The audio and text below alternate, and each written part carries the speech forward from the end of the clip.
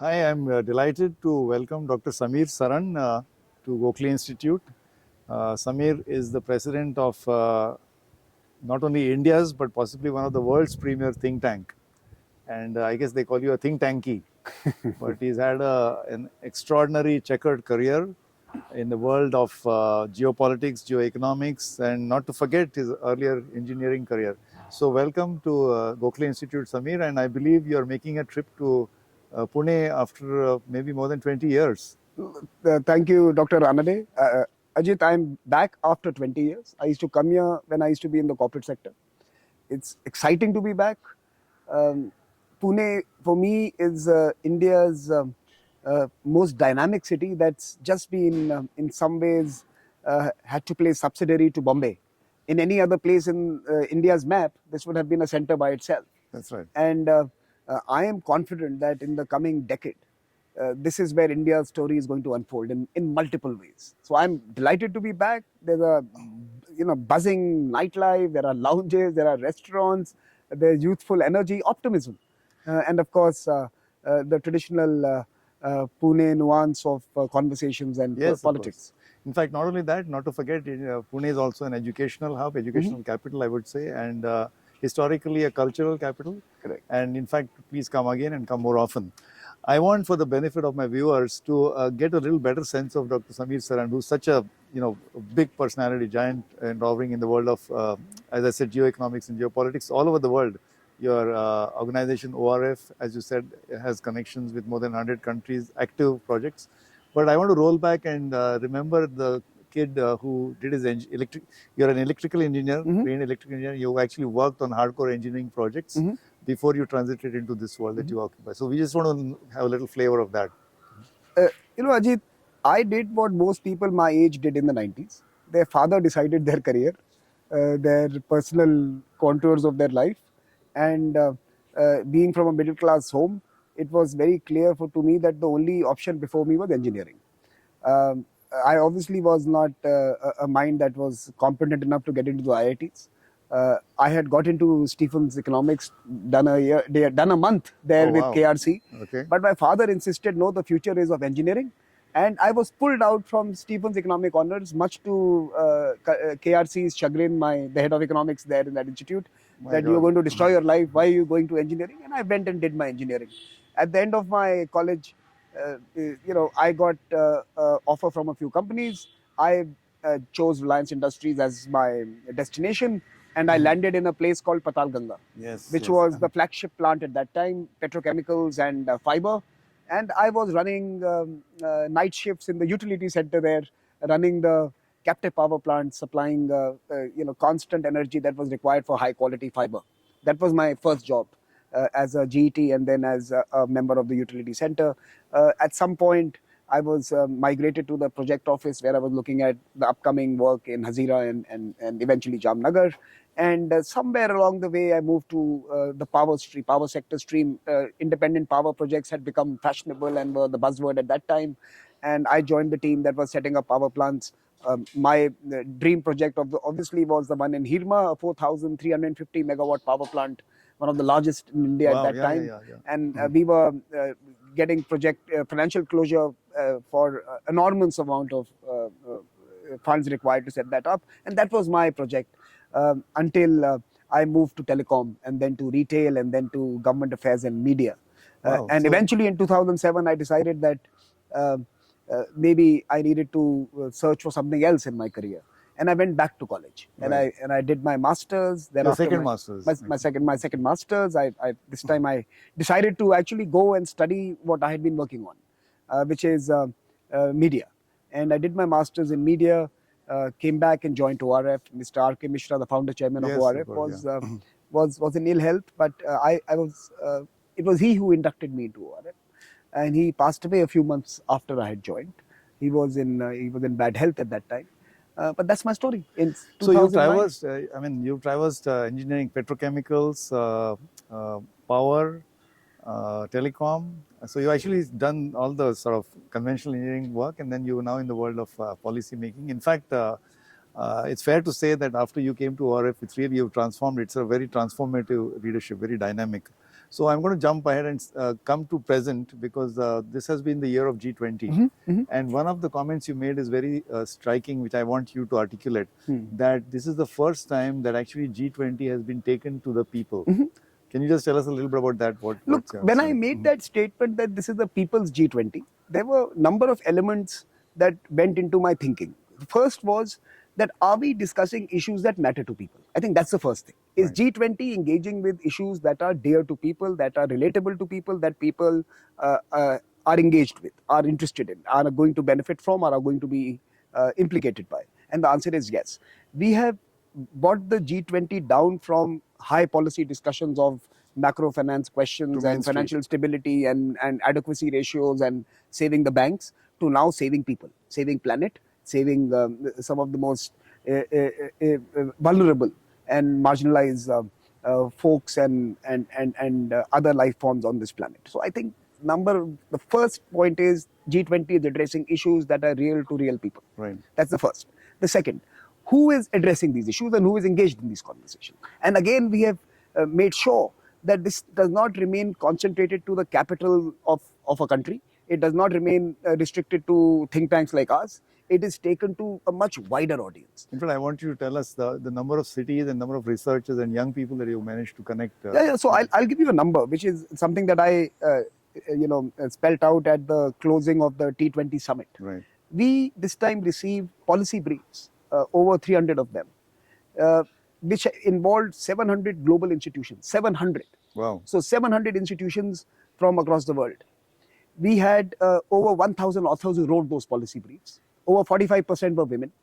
And most importantly, in India itself, we had over 38 institutions from 16 cities participating in that process. So we have tried to take this everywhere.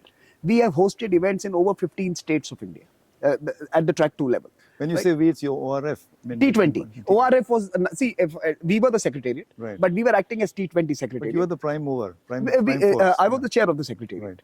Right. And we were designing the program. And it was inspired by, to be fair, G20's own ambition, the Indian G20's own ambitions to take it everywhere. We didn't have the funds the G20 did, so we couldn't cover all states. But we did go to so many of them. So it's really fascinating and it's inspiring. In that context, I want to also you to tell us about, you said that the word global south, or rather this north-south, the word south had a different connotation. Yes. But India is getting to define now what global south means in a much more positive sense. Can you tell us about that? Look, we always self-identified through both grammar and words written by others. We were third world. We were global south. By the way, I just want to tell you, I don't know if our viewers know, the word third world, I'm told, was coined by Mao. Correct. To refer to the countries which are not aligned to the two big powers, which are Soviet Union and Russia. Yes. So it was not always a pejorative and a negative term. The third world was obviously in the context of a third political system. But it became synonymous with... But it was used by Western scholars as also a way of describing China. So by the way, Mao may have used third world to describe a third political system, but China fell victim to being described as third world itself in Western literature. So in Western literature, the global south typically was identified with misery, with poverty, with lawlessness, with bad governance, with coups, with unstable regimes and governments and all sorts of bads, right?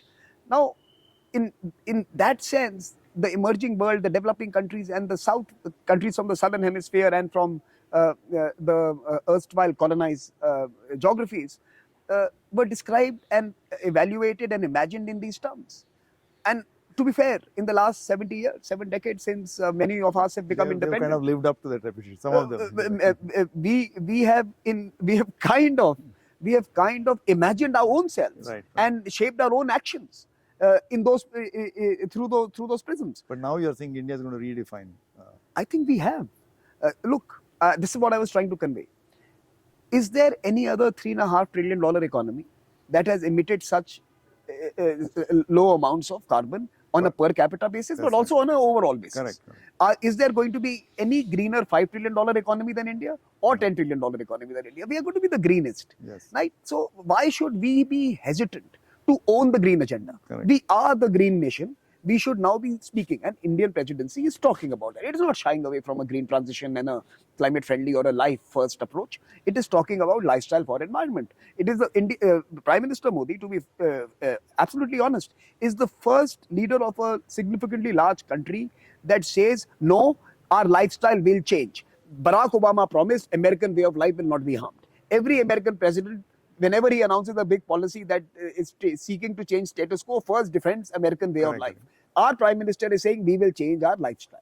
First significant leader to say, yes, we'll have to change how we eat, we'll have to change our relationship with nature, we'll have to change our relationship with mobility, our housing, our electricity and everything. So yes, we are a green country and we are stating it. We are a tech first country, digital public infrastructure, we have transformed lives using technology.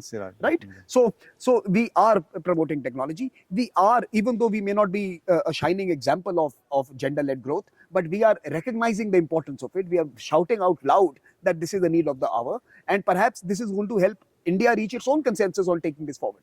So the point I'm trying to say is today South is rising, South is growing. We are a fast-growing economy, contributing 15% of all global growth in the previous year, and we are a country, right? And we are a country that is using green growth, technology first, and SDGs as the basis of achieving this. I mean, I know that Samir, you're like like a waterfalls and a fount of stuff, and you live that stuff on every day. I want to wrap up by asking you to tell our especially young audience, because you mentioned that you actually connected with the youth. You have an international program where you connect with youth from so many different countries. This world of geoeconomics, geopolitics, scholarship, public policy is something that wasn't an aspirational career 20 years ago. But now looking at you, you have become a role model in what can be achieved. I mean, many of us start off with an engineering or an accounting or an economics career, but actually this is really exciting stuff. This is relevant, this is cutting edge, and this affects our today, present life and future, the trajectory. So for the young people, would you like to say something about what kind of stuff will help them equip to become good, sort of good soldiers in this world of geoeconomics and geopolitics and policy making and think tanks? See, my only advice to all youngsters is that this is a world that is going to be defined by passion. Everything else is available online. Everything that anyone knows is available for everyone to benefit from. So what will differentiate you from anyone else is your passion. I like this sector for a simple reason. If I was in a company, I could green the world one project at a time. If I am in this sector, I can create policies that can green the world at scale. So if you want greater impact, if you want longer term impact, if you want sustainable impact, shaping the policy ecosystem is far more impactful than making one project or building one business. Keynes said that the ideas sustain, ultimately ideas will sustain, not vested interests. So do not see this as a not-for-profit. Actually, this is a for planetary profit sector. You can actually shape a world that could be really beneficial to all, that will have riches beyond our imagination, that would have abundance of resources if we get it right, and that will enable everyone to climb the economic ladder that has been denied to many.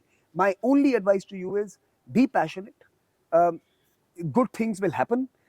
You are also not going to have to live the deprived life of academics and scholars that many of us had to go through. Or certainly, Ajit would have seen in a pure academic research sector.